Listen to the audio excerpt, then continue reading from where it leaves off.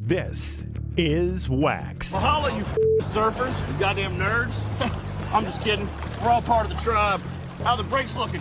Got some lefts, some rights, some green rooms, A-frames. A weekly surf talk radio show. Hopefully when you go out there, you'll find your green card and surf on the home.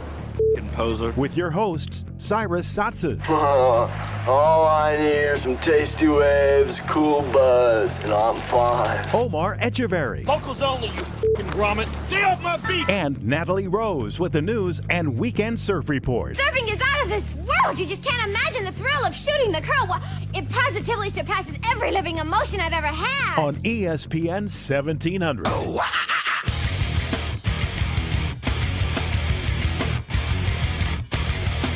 Yeah, good morning, San Diego. Welcome to another edition of WaXed Surf Talk Radio here on ESPN 1700. Make sure you follow us on the Twitter at WaXed Radio, and our website, of course, is waxedradio.com.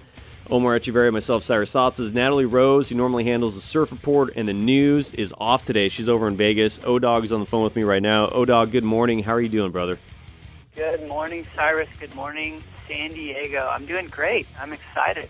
Sounds like our producer graduated, so big congratulations to Nat Rose. Yeah, exactly. She graduated from Cal State University San Marcos. You know, you said good morning, San Diego. Dude, I just got back from this road trip during Memorial Day weekend. We hung out in Santa Cruz. I just cruised all over Northern California. And, dude, I was driving through L.A., and the ESPN 1700 signal comes in almost perfectly in Malibu, Ventura, Santa Monica. Insane. It's almost like the entire, at least coastal Los Angeles, gets a signal. And Orange County gets her signal.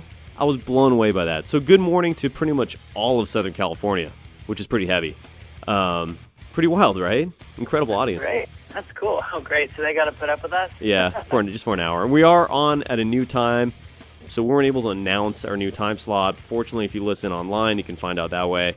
And we always update people in terms of just what's going on with the program and beyond in that regards. And our website, again, is waxedradio.com. That's waxedradio.com. Or you can follow us on Twitter at waxedradio. But a great show today, dude. We have a man who's probably just down the street from you, unless he's living in Southern California now, this big wave surfer, Pete Mel. Is he still up there, dude? Do you know? No, he actually moved down there a few years ago. He is the brand manager of Quiksilver Waterman. So, they stole him from Santa Cruz. He's living in Southern California with his whole family, and he's one of the big dogs at Quiksilver. That's while insane. maintaining an amazing big wave career still. An unreal big wave career, especially I'd say the last 2 years. He's really accomplished a lot, and I'm really looking forward to having him on the program. Real quick, why don't we get a surf report? Let's fire that away. Visit our website, waxedradio.com, to get complete show podcasts. And follow us on all social media at WaXed Radio. Now, here's your weekend surf report. Yeah, so the surf conditions, Natalie Rose usually handles this, so I'm filling in for this week. But everything's saying 3 to 4 foot. We got a wind swell coming out of the northwest direction. It should be fun. Now, I went surfing yesterday for the first time this year without a wetsuit. I know you're jealous, and it felt really good. And so it doesn't really matter anymore what the swell is, because you just go in the water without a wetsuit down here. It's phenomenal. Gosh, it's freezing up here. It probably, I don't even know. I mean, it's between 56 and 62 probably up here. It's so cold. Oh, it's just varying that much? Oh, so bad, especially this time of year. We're kind of having a late spring, so with those south swells and what we call spring upwelling, dude, it's a full gamble when you hit the water. Oh, man. And what for people listening online at ESPNradio1700.com or listening online through our podcast on our website, waxedradio.com. Shortly after the show, we put every show online. What's the surf like up there in Santa Cruz? You know what? The wave's been really, really good for the past about a week and a half, 2 weeks. At the moment, though, we have a small northwest wind swell comboed with a leftover south swell. So I'd say it's about 2 to 3 foot and kind of fun. That's kind of the way I'd like to put it. Yeah. Of course, I have heard rumors of a great swell coming sometime at the end of next week. So, Ooh. A little far off to see it, but Yeah. I heard a lot of the boys headed down to Puerto Escondido. I heard the Long brothers and that whole crew headed down there. Ooh. And yeah, we should be getting it up here soon as well. Oh, that means it's the South. I'm excited. Which also means Santa Cruz is going to be getting that. It's going to be amazing. But for this weekend, in Southern California at least, if you hit the beach breaks, you can bring a shortboard. You can have some fun with that. Otherwise, bring out a fun-sized board and have a blast. That is your weekend surf report here on WaXed. Coming up next, let's get big wave charger Pete Mel here on WaXed on ESPN 1700. Visit our website, waxradio.com, to get complete show podcasts and follow us on all social media at WaXed Radio. Now, more WaXed.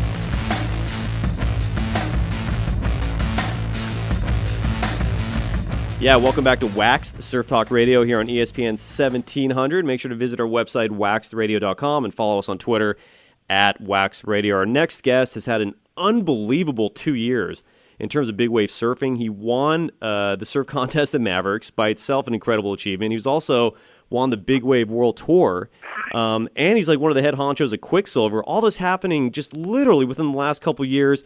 Pleasure to have one of the greatest big wave surfers in the world in the program, Peter Mel. Pete, how you doing, man? I'm great, thank you. Thanks for having me. Yeah, likewise. So where are you right now? Like, are you in Southern California? Are you in your hometown of Santa Cruz? Like, where are you and where are you living? Well, I'm living in Newport Beach at this moment, but I'm in Santa Cruz. Trying to get up here as much as I possibly can. Our local surf shop here, Freeline Design, is running and helping out at an event that we're doing tomorrow called the Shroud Fest. So I'm up here for that. My kid's going to surf in it, and I'm going to try and surf in a few heats myself. Nice. And with Freeline Surf Shop, that is your family's surf shop, correct? Like your dad started and owns it? Yep, it's been ever since I was born. I was basically born in it, and it's still here 42 years later. That's crazy, 42 years. That's unreal. Well, dude, tell us about these last couple of years, man. Like, let's just start with Mavericks. They greenlit the contest this last year, and in a lot of ways, dude, like you really slipped under the radar. For, I'd say, 10 years, you came into this event every time they ran it as a favorite. Like, when they mentioned the people that should win this thing, you were always at the top of the list. And then you had various other surfers coming through and winning it. A lot of them underdogs or people you never heard of. And then right when you slipped under the radar, right when people were like starting to be like, oh yeah, Pete Mel's in this thing, he's a regular, but who knows? Who's the next guy that's going to win it? Bam, you finally won it. Tell us about that day, dude. Tell us about the feeling to finally conquer this contest that people have been expecting to win for like over 10 years. Well, a lot of things were happening. The event had gone through all its phases and all of that. I mean, the politics and, ownership rights and all of that.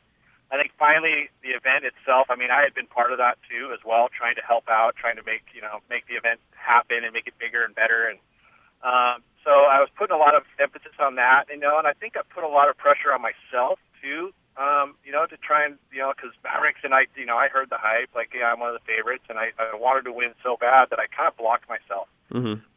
And so this season, I kind of went into it kind of like, yeah, you know what, I just want to, these are my last few years probably going to be in the event, like, let's have fun, and kind of took the pressure off. Also kind of not being a professional surfer per se. I had a job, and they were giving me the opportunity to kind of leave and go do this stuff on my own and still keep my position at Quiksilver. Mm-hmm. Again, it just kind of took the pressure off. The day of the event, unfortunately, it wasn't the biggest of events that we've ever had. Right. In the beginning stages of it, I was kind of apprehensive a little bit to even run because it was so inconsistent that I thought it wasn't going to be real fair for everybody. In hindsight, after the day, of course, after winning, but also just after looking at some of the photos and video and stuff, it was a doable day. Yeah. And nothing came after in that waiting period, so we would have had another year with no event. So I'm glad that they ran it. Were you? And we're joined by Peter Mel here on WaXed Surf Talk Radio. Were you personally happy that they greenlit it? Because there was a lot of controversy leading up to it. They pretty much gave the go like 72 hours before the contest ran. And you're right, it wasn't like 2010 when these huge bombs were just coming through. I mean, were you personally happy with it, or do you think like it was a relief just at least run it? To be perfectly honest, I was contemplating boycotting it in the morning. Wow. To be really perfectly honest, I was sitting there and we were watching it, and I was sitting there with Mark Healy on our boat, and I was kind of like tripping out. I'm like, why should we do that? Why should we put ourselves? Because there's integrity in this sport, right? Mm-hmm. You want to be riding big waves. You don't want it to be kind of run just to run for sponsor sake or just to run for the sake of the event, And so I was kind of like questioning it, and then all of a sudden I just said, you know what? We're here. It was like the ball had been rolling. It's pretty hard to stop it, and to try and make a controversy out of it wasn't going to help. And yeah. I don't know if that helped my psyche at all. I have no idea. But sure enough, it ended up happening. I wish it could have been bigger, and at that point, we didn't know if the season was going to allow another day or not. Right. And again, in hindsight, now that we're all the way, we got through that season and there wasn't another day, that's glad that they ran it. Beautiful. O-Dog, Omar Etcheverry's on the phone. You got a question? Yeah, I do, for sure. We're talking about the Mavericks. Congratulations. Everyone was so stoked Yes. all over Santa Cruz, all over the world for you to win. Mm-hmm. But the future of the Mavericks event, it's been really shaky throughout the years. It seems like it's come together.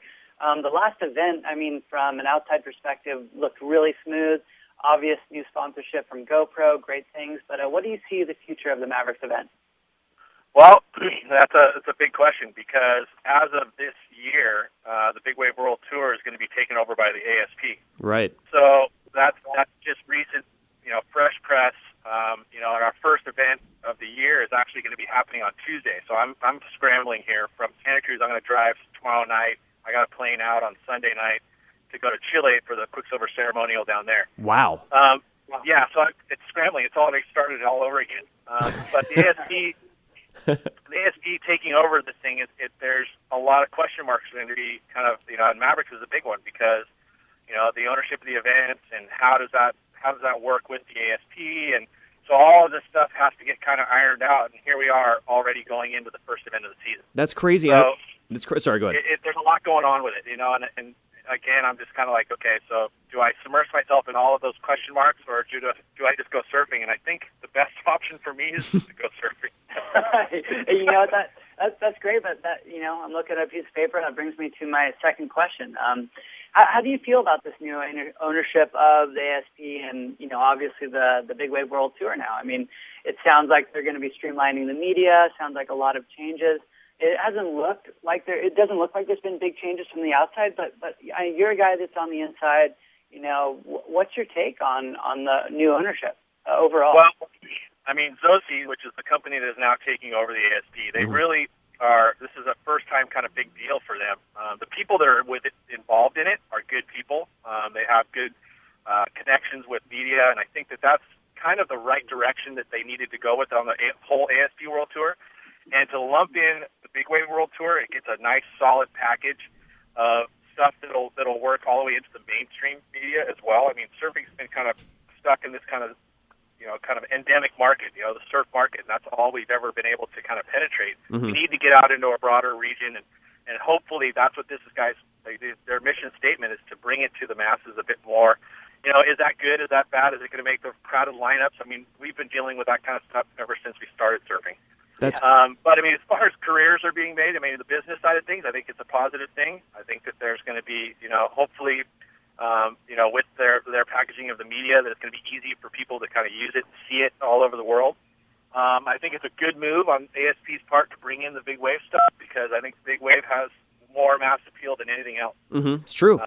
Hopefully, they've got a lot on their plate, to be able to deal with all of the ASP events, let alone throwing the Big Wave World Tour and all of their questions and the stuff that has to come with that. So, I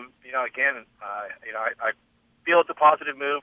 We just have to get in there and communicate and get these things, filed out, and hopefully we have a Big Wave World Tour that's successful for everyone to kind of compete in and give a path to the youth, for these other kids who maybe aren't going to be able to make the top 34 in the world, can have another path in the Big Wave realm.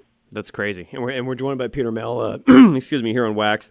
And going back to what you said a couple minutes earlier about Mavericks and how that's probably going to be the most complicated facet of the Big Wave World Tour integrating with the ASP, because in addition to being the most prestigious of all the events of the Big Wave World Tour, it's also the most controversial in terms of all the politicking that goes on behind the scenes. Omar has done the webcast a couple of years. I did the webcast commentating 1 year. And we've known Jeff Clark and that crew for a very long time. So we have a very good idea as to what goes on behind the scenes there. None of it's pretty. It's always messy. It's always nasty. And the same issues keep coming up year after year. What was your role in it this year, and what's it going to be going forward, at least with Mavericks? Well, it's going to be GoPro's event. A lot of those decisions are going to be between Zosi, which is the company that's running ASP now, and GoPro. I think the financing will be coming through there. I believe that they will want it again, and I think that there will be I think it's going to benefit the event. It's just a matter of Jeff and also being kind of embracing of the whole entire idea and allowing it to happen. And that's, who's to say that that's going to happen? I believe in him, and I believe that he's wanting it for the better of the event. And my thoughts are that I'm going to have a positive outlook on it, and I think it's going to benefit.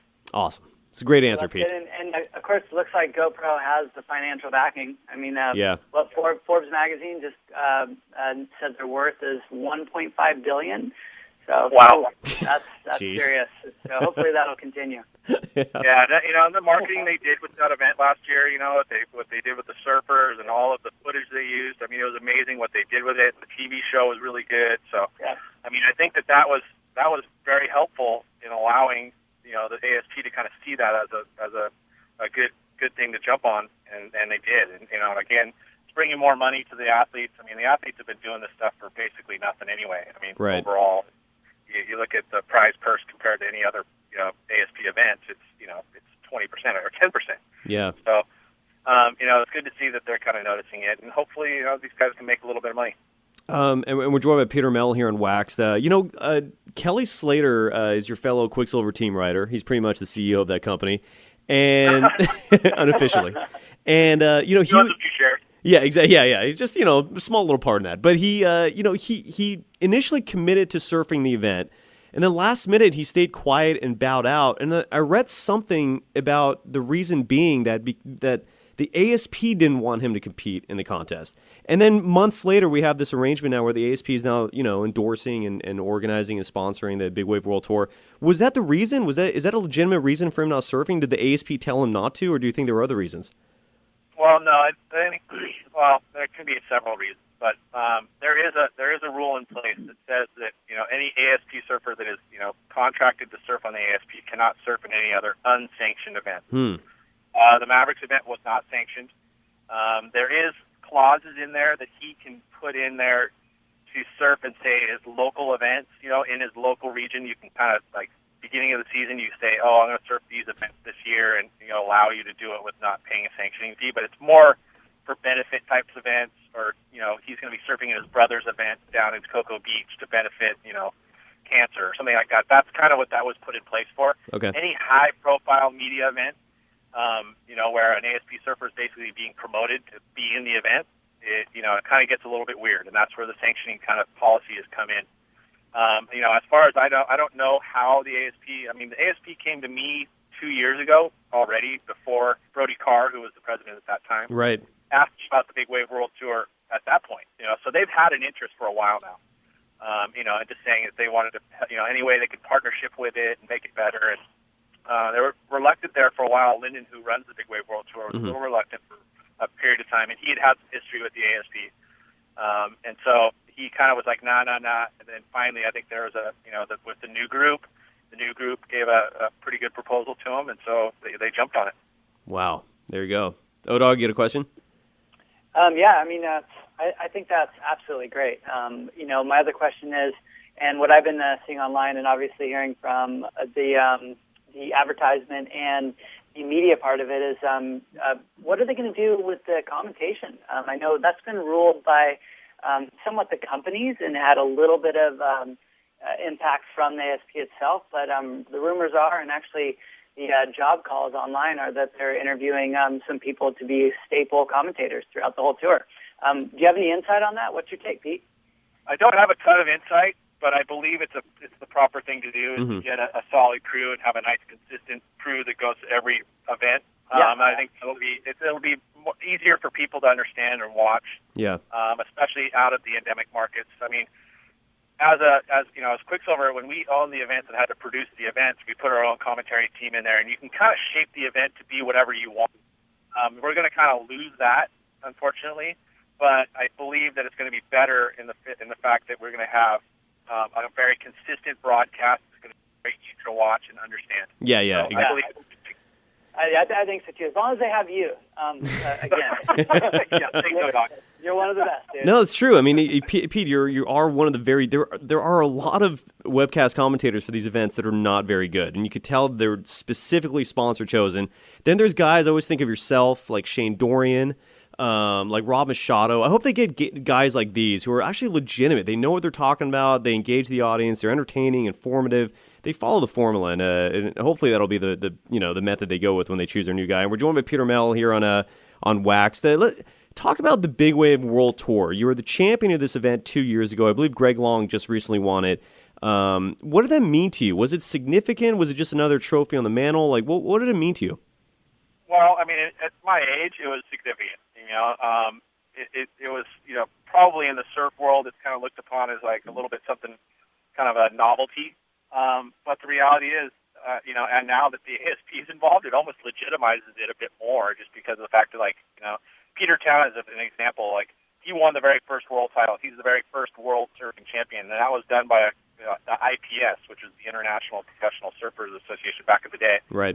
And as soon as the ASP took that over, they kind of inaugurated that first couple years so he's a world champion, and he's been that way for, he's the first world champion. And, so I think I can tell grandkids about it, and yeah.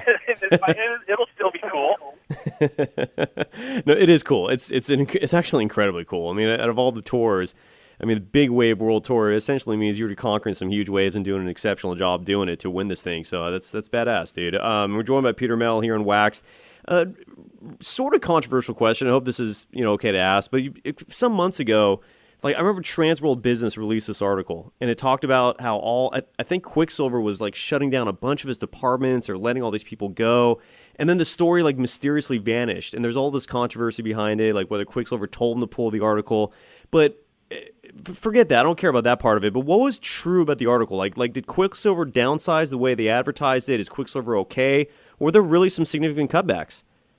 Well, you're going to have to look. Yeah, there was. And that's the truth of it. The surf industry isn't in a very good way. Right. You look at what's happening with Billabong. The sales are down. This year's sales are down. So in order to be competitive, you've had to cut operational costs. And right. That's what's happened. It's all the way across the board. We've been running basically in the red for a long time. And, we got to pay debt. We got to pay.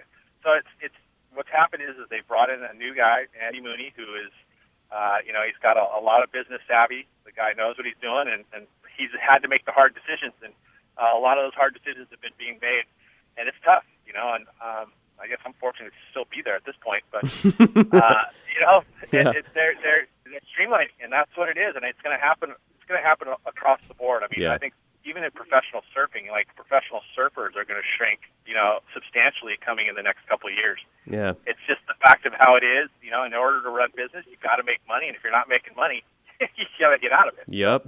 And it's just part of the deal. And retail's tough, dude. There's no question about that. That's one of the last sectors where the recession's still lingering, unfortunately. And we're really glad that your job's safe there, though. So so the Waterman's division is safe. It's there and it's going. For the time being, yes. Okay, excellent, man. Well, we're happy for you. O-Dog, any more questions? Yeah, that's great. And we always want to have Pete Mel down there running the show. Yes, absolutely. Absolutely, brother. And who are your sponsors? Obviously Quiksilver, but anybody you want to plug? Your dad's surf shop, websites? Well, go for it. absolutely. My dad's been a big part of my career forever, and he still is. Freeline Design, the surf shop's still in our family. And at some point, you probably see it kind of head my way. I'm trying to make some moves myself to get him retired. He's in his 60s. He needs to go surfing. Get him out of the surf shop. I'm literally sitting at the back of the surf shop right now, and he's working right now. That's how it is. I'm sitting in the backyard. It should change. I should be in there working myself, but who knows? We'll see where it goes with Quiksilver. Nice. Chinook's been a big part of my deal lately. They still supporting me heavily. And I've been able to get a few surfboards from Maverick, and things are looking pretty good. Beautiful. And I've always admired you. You're one of those rare breeds where you can surf, small waves as well as big waves. There aren't a lot of those. Most people kind of just focus on one or the other. And, we've always respected you for a long time for your surfing abilities. And best of luck in Chile. Kick some ass down there. Thank you very much. Yeah, that's coming up. Tuesday's going to run. There's no webcast for the thing, but they'll have, on the website, they'll have heats on demand. And hopefully next year the ASP will step in and we'll have a major webcast. There you go. For the next season. There you go. And right there is one of the benefits of getting the ASP involved. Most likely you will. Dude, Peter, thank you so much, dude. Thank you so much for taking some time to join the show. Right on. Take care, guys. You too, man. This is WaXed on ESPN 1700. Visit our website, WaXedRadio.com, to get complete show podcasts and follow us on all social media at WaXed Radio. Now, here's a recap of the weekend surf news. Yeah, welcome back to WaXed Surf Talk Radio here on ESPN 1700. Make sure to follow us on Twitter at WaXed Radio. That's at WaXed Radio. And our website, of course, is waxedradio.com, where we podcast every show, including this one, in case you missed that interview with Peter Mel, who we want to thank again for coming on the program. Again, just visit our website, waxedradio.com. Well, Natalie Rose is off today. She's celebrating in Las Vegas. She recently graduated from Cal State University San Marcos, so we wish her nothing but absolute fun times in Vegas and a lot of trouble. I wonder what she's going to do over there. Oh, gosh, who knows? She's with her family, and they're staying in the Trump Towers. That's all I know. And I think the Trump Towers are not like your usual Vegas casino. They're actually like just a regular hotel. Like, I don't think there's a casino in there. So I think you're trading luxury for fun in a certain way, but they do have a pool and all that, so whatever. So she's there. And so we're going to be doing the news this week, meaning we have to do extra work, which sucks. Of course. Well, whatever. It's all good. Well, let's get started. Pete Mel mentioned this in the interview we just did with him a moment ago, which, again, if you missed that interview, fantastic interview with Big Wave Charger Peter Mel, just visit our website, waxedradio.com. We podcast the shows shortly after the conclusion of every program. And he talked about our lead story, which is the ASP announcing the acquisition of the Big Wave World Tour. There's currently 6 events on the Big Wave World Tour. There's one in Chile, which is actually going to happen on Tuesday. That was some late-breaking news that Pete revealed to us. There's a Big Wave event at Punta Hermosa in Peru, Lincoln City, Oregon, Mavericks, and I believe Todos Santos. And also, I didn't know this one, Punta Galea, Spain is another Big Wave spot. Did you know that one? Have you ever heard of that spot? You know what? I've never heard of that spot at all. Random. But that's great. I think that this acquisition makes so much sense. I mean, the fact that the two sports are joined, but yet so separate in the past, has been sad, really. Yeah. Literally, it's like no one even talks to each other. The big wave guys, they make very little money. Most of them have 2 or 3 other jobs and no support, really. From any sort of competitive surfing venue. So I think it's great. Yeah, an example of that being, the 2 big wave surfers we've had on this program. We just had Pete Mel just a moment ago. And then our debut show was Sean Dollar. And both of these guys have day jobs. And they're both 2 of the best big wave surfers in the world. It's insane. Like, Sean Dollar just broke a paddle-in world record for 61 feet, which is at Cortez Bank. He does that and then has to go sell reef sandals. It's crazy. Yeah. Insane. No, it's insane. And I think the marriage between the 2 parts of the sport of surfing is going to be great for the whole world. And, just like Pete Mel said, big wave surfing does have maybe a better mass appeal. I don't know whether someday it'll eclipse, the regular surfing or just, I guess you'd call it performance surfing. But it is true. I mean, you see someone go on a big wave and any person can admire that. It looks like they're, going down a big mountain. So. Yeah, no, you're absolutely right. And now the one thing where I don't know if it'll ever garner the type of mass appeal is just because not enough people can do it. You know what I'm saying? Like it really, it's like a daredevil sport in essence. But in terms of like aesthetics and in terms of a viewing sport, far superior. You know what I'm saying? Like people would much rather see the big waves than just these little dinky ones. But And here's a question. Here's what I'm wondering. Do you think these big wave events now will start featuring more ASP surfers? Like, do you think like guys who maybe are towards the bottom rung are going to be showing up to these big wave events to try to get some more points and some more recognition? Or do you think it's going to be the same names? I think it's going to continue to be the same names. Yeah. The big thing that people don't realize is performance surfing is so hard on your body. And, over the last 5 years, the World Tour, these guys have become serious athletes. If you watch any of the Red Bull 21 Days, all of these guys have a trainer.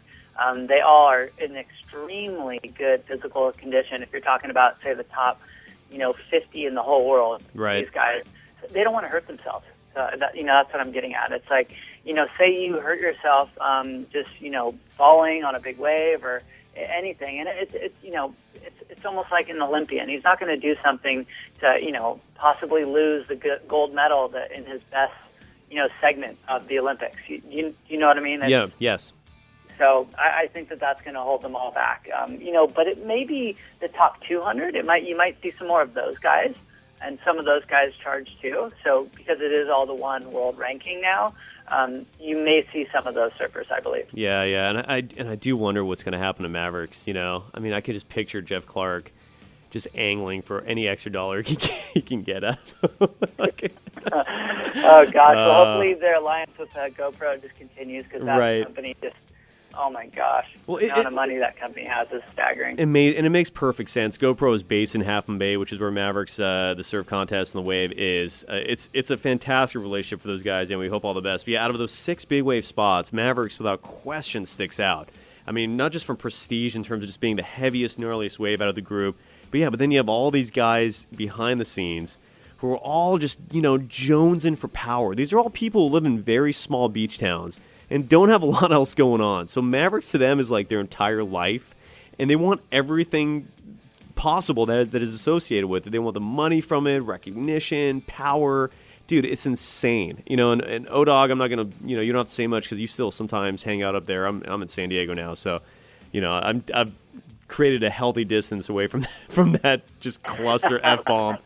But, yeah, it'll be interesting to see what happens there. And most likely it'll be drama free, just because you're right, dude. The ASP's coming in. There's going to be more money. GoPro sponsoring it, so hopefully it'll be fun. But yeah, the ASP is now partnered up with the Big Wave World Tour, so we'll see what happens there. Let's see what else is in the news. Here's some Kelly Slater news. Two little tidbits about him. First off, Slater did an interview, I believe with CNN, where he revealed that he has a huge passion for martial arts. Now, you and I have interviewed him 5 different times, and on our website, waxedradio.com, if you go to the archive page, I'm starting to pull all the old interviews we've done and put them there. So if you go to our website, waxedradio.com, and go to the archive page, there's interviews dating back almost 10 years. And so hopefully we'll get all those Kelly Slater ones in there now. It's an ongoing process. We have about 10 of the interviews there. There's going to be probably 50 or 100 of them when all said and done. But we've had him on like 5 different times. And nearly every interview, he's expressed a lot of empathy towards martial arts, like MMA. He's really into it. He's always been. But apparently now he actually participates in jiu-jitsu.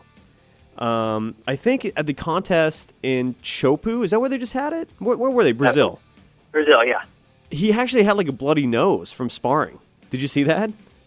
No, I did. I did see that. Yeah, it's crazy. And so yeah, in this interview, he was mentioning here.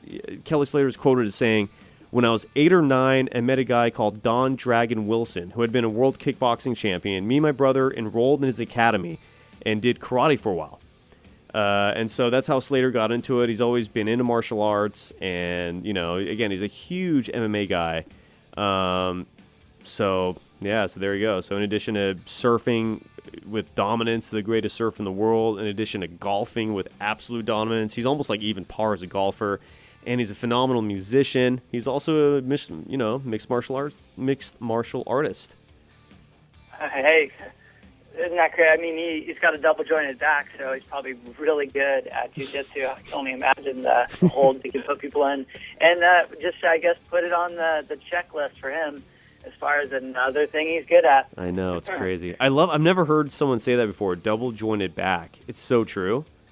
Oh, it's bizarre. I know that the Surface Journal did a thing on it once, and they showed a picture of him, stretching and bottom turning. It is bizarre. It literally just goes into a double kink. It's a crazy.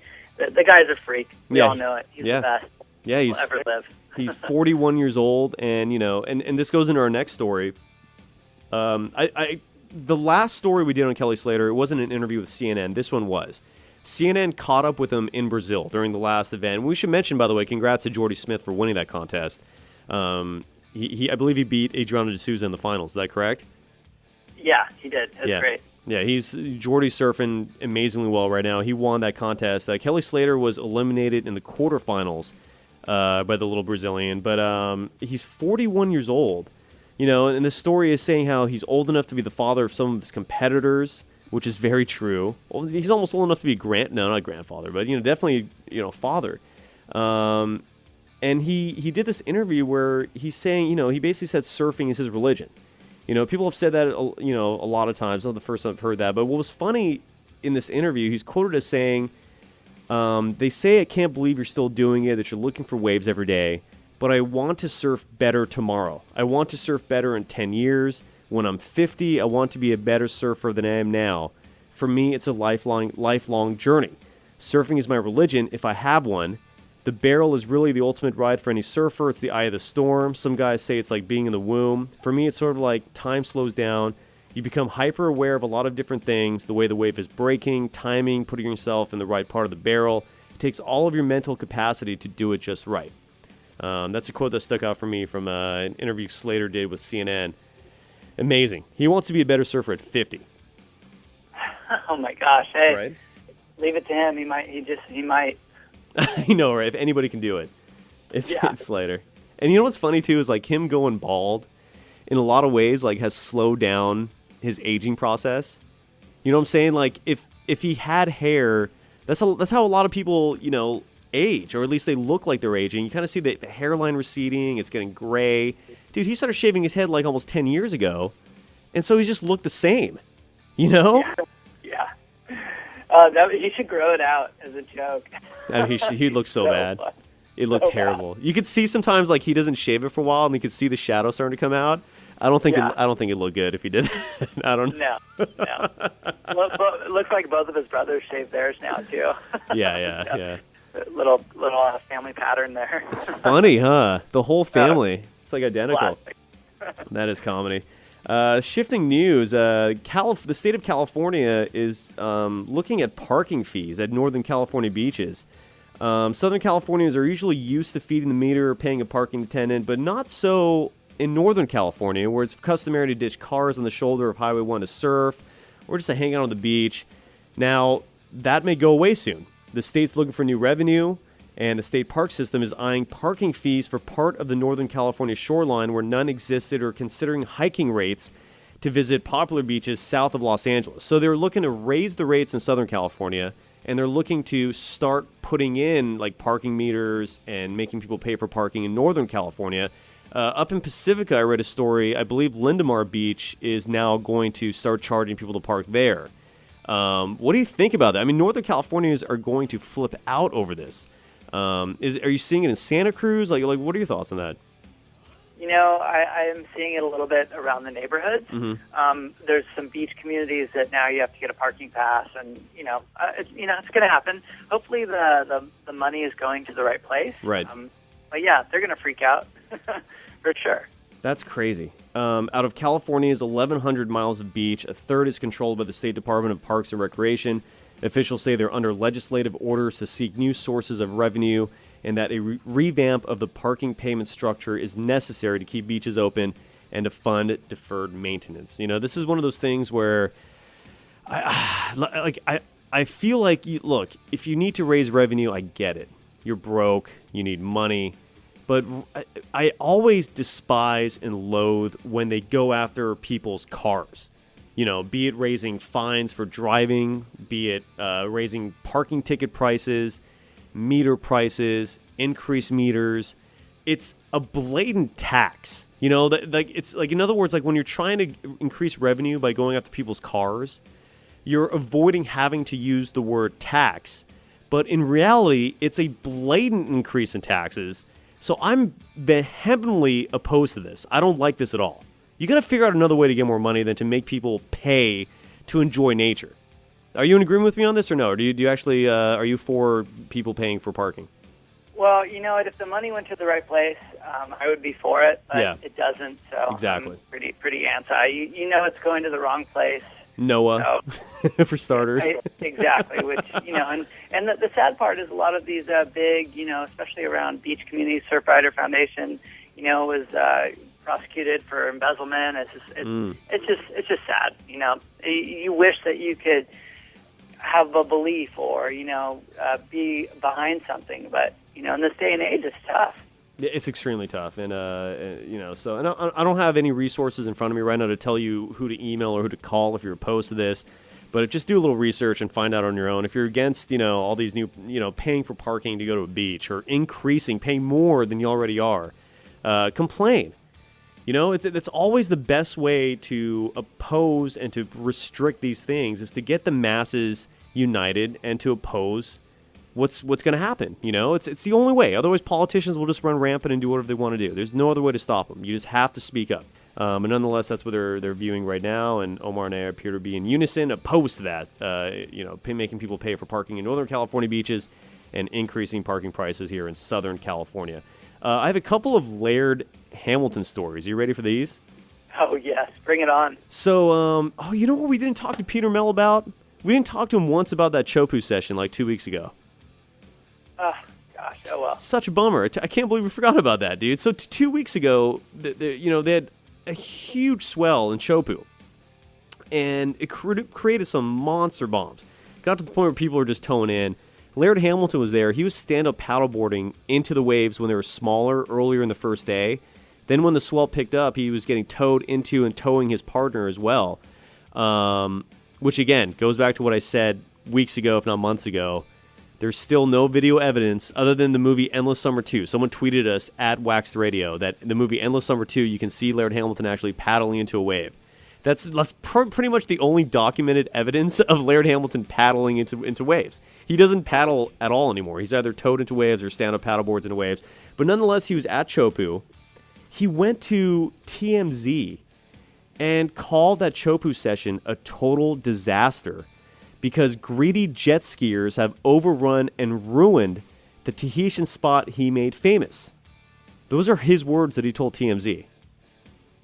Wow. Isn't that a little heavy? Yeah. I mean, he towed it. I mean, if there's anyone to blame, it could be him. Exactly. It's like blatantly hypocritical. Now, he said more. He said, and Laird Hamilton is 49 years old now. He went on to tell TMZ, quote, "They are so much more concerned with catching the next wave than with other surfers. The chaos of the jet skis movement has a circus-like aspect. Some behaviors are borderline clownish. I watched a few surfers go down hard." Now look, if you see the videos, I've never seen Teahupoo that crowded ever. It was insane. Like, there were multiple, when people were taking off, there were like 3 jet skis at a time all towing the surfer in. It was, and so usually you had these battles, or the guy was in the inside office, he had the priority, but he started having to worry about the other surfers in front of him. I get what he's saying. I understand why he's complaining. It's officially become a crowded spot. Did you see these videos? Did you see that for yourself? Yeah, totally. I mean, it looked crazy. I mean, if anything, they're going to need to figure out some sort of priority system. I mean, who knows? Some of the other big waves spots have kind of figured that out, but I think that this is an international big wave spot. Right. I mean, you're probably only going to have 10 guys that actually live there out in the water, where the other 30 will be from all over the globe. So who knows how they're going to straighten that one out. But yeah, there's places like Mavericks back in the tow days that had a serious priority system and, even a paddle system. Right. I remember, you had to paddle it a certain amount of days over a certain size, and I forget who made it up, but people really went by it.